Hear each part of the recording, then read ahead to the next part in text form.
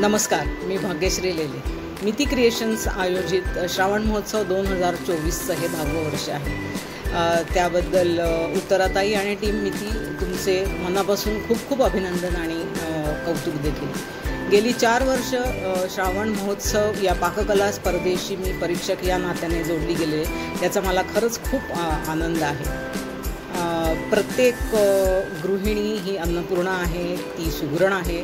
आता अशा या सुगरणींच्या ठायी असलेल्या सुप्त गुणांना व्यासपीठ मिळवून देण्याचे काम मिती क्रिएशन्स गेली 10 वर्ष सातत्याने या स्पर्धेच्या निमित्ताने करत आहे. यातच या स्पर्धेचं यश सामावलेलं आहे असं मी म्हणेन. श्रावण मासी हर्ष मानसी असं म्हणत आपण सर्वजण श्रावणाची खूप आतुरतेने वाट पाहतो. त्याच पद्धतीने या पाककला स्पर्धेत भाग घेणारे 8 ते 80 वयोगटातील स्पर्धक, ज्यामध्ये स्त्री, पुरुष, विद्यार्थी, गृहिणी, नोकरदार, व्यावसायिक आपापली सर्व व्यवधानं सांभाळून या पाककला स्पर्धेमध्ये भाग घेऊन आपली पाककला सादर करत आहेत. ही खूप निश्चितच कौतुकाची गोष्ट आहे. आणि ह्या सर्व स्पर्धकांच्या ठिकाणी असलेले वैविध्यपूर्ण पदार्थ, पारंपरिक ते फ्युजनपर्यंत ह्या वाईड रेंजचे पदार्थ, काही वेळेस तर आउट ऑफ द बॉक्स थिंकिंगवाल्या रेसिपीज देखील मला या स्पर्धेच्या निमित्ताने पाहायला मिळतात.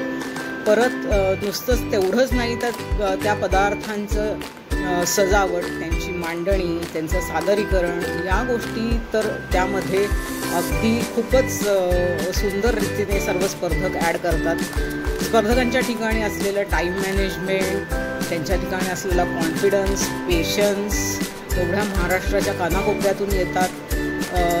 ह्या सगळ्या गोष्टी आणि सातत्याने येऊन आपली कला सादर करत असतात. ह्या सगळ्या गोष्टी मला यातून नक्कीच शिकायला मिळतात. आणि खरी मजा तर जेव्हा असते की जेव्हा स्पर्धक आपले पदार्थ सादर करतात, पण जेव्हा त्या पदार्थांचं सादरीकरण केल्यावर जे परीक्षणाची हे वेळ येते, तिथे आमच्या सर्व परीक्षकांची खरं आमचा कस लागतो आणि तीच आमची परीक्षेची वेळ असते असं मी म्हणेन.